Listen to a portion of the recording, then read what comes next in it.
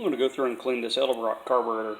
My neighbor has it. He put it on his old truck, and the gas tank had dirt in it, so it sucked it up, clogged up his little filter. He's got a little replaceable one, reusable one.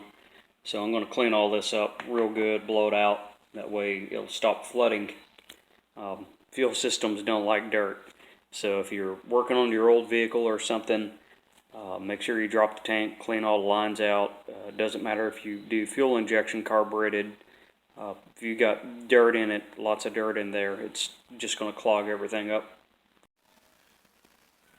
Got the top pulled off this Edelbrock carburetor, and we've already pulled the top off and cleaned it, but you can see there's still dirt down in there that just the brief time that he started and ran it.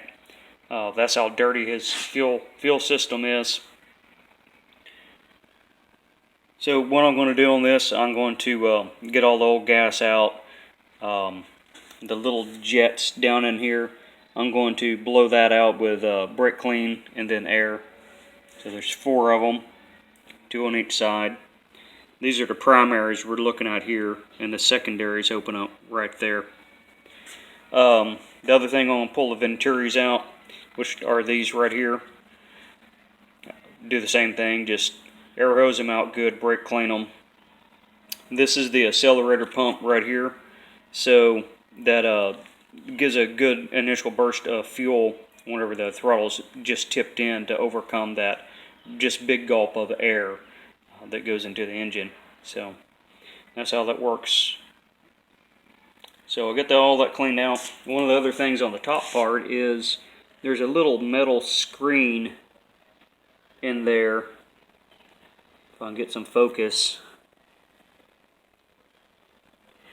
Anyways, what that does is this float, whenever it lifts up and down, that sets the fuel level. There's a needle and seat in there. If I can get my camera to focus. Been a little difficult right now. But that lifts up and down and opens and closes the needle and seat, and that's kind of a secondary filter. All that'll be torn down and cleaned out and put back together. We've already set the floats on this and made sure they're right. So that's one less thing we have to do there. Then just reassemble a good clean carburetor, and he's going to do his end to clean all the fuel lines up. Hey, there we go. Now we're getting a little focus after the fact. He's going to work on that end and drop the gas tank and get all that cleaned out. And I'm just going to work on the carburetor part. Have the carburetor torn down a little further. So this is what it looks like with the venturis out, some of the passages. So you can see dirt and crud that gets down through there. Those are the secondaries. Edelbrock uses this little flap right here to control how the secondaries open. So if you open that up, you can see that the butterflies open. Well, apparently can't see it in this video, but those butterflies open, kind of like what you see going on right there.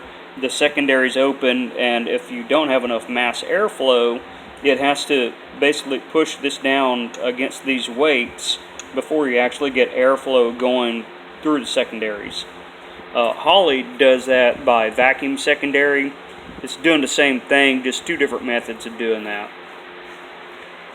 So I have the top already cleaned, all the filters, everything put back in and cleaned out real good. The primary venturis, I got it set in a little paint thinner, break up some of the gunk, and then I'm going to go blow those out. The secondary venturis, I'll do the same thing to those and then just reassemble it. They have a little gasket that goes underneath those as well, help seal that up. So once I get this all the way apart, brake clean, just come back, air hose it off, and reassemble it. Okay, I've got the carburetor clean and put back together, and I should be able to show the function of the butterflies a little better now that they're not black and I got a little more lighting. So we see the primaries are open and closing. right there. And when they open to a certain point, they'll kick in those back ones right there, and those are called secondaries. So this little flap, what it does, I was explaining earlier, difference between mechanical secondaries, which doesn't have anything, which is more for your all-out race or a very specialized or limited street use.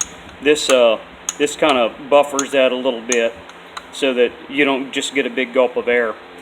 Carburetors work off of, get a venturi here. So if we look at the venturi, whenever air flows through the inner circle there, it draws fuel up from here, out of here, and squirts into the carburetor. If there's not enough velocity or mass airflow going through there, it's not going to draw fuel, and it's just going to suck a bunch of air. So that's why this is important here. Unless you have a good setup to where you're drawing enough velocity to use that much air, then you won't get any fuel opening all the way up. And you just get a bunch of air and the engine won't run right. It'll just bog down. So it's all put back together and cleaned. One thing that I haven't put back together and I want to talk about is how the jets, the metering jets, work in the carburetor. So this is how an Edelbrock works. I'm not familiar with the Holley setup, but you see this is tapered. And those jets that we saw down in the carburetor, the primaries, when you're in power mode, use the small end on there so more fuel gets through. And when you're in cruise mode, it moves down into the jet to the big end, so you get less fuel going through there. We see a spring there, and what the spring is doing is trying to push this rod up so you're on the small end and use more fuel. That's for your power mode, and it's based off your engine vacuum. This little cap here has been sucked down by the engine, and it's a balance between the spring and the engine vacuum, what's going on. So that's one of the calibration methods, is where do you want your power mode to kick in based on engine vacuum. This carburetor was dirty and dysfunctional. It had no ability of itself to be clean or function. When we stand before God, we are just like the dirty carburetor. Isaiah wrote, "But we are all like an unclean thing, and all our righteousness are like filthy rags." Just like the carburetor, there is hope for us too. Hope in Jesus Christ, who took our place.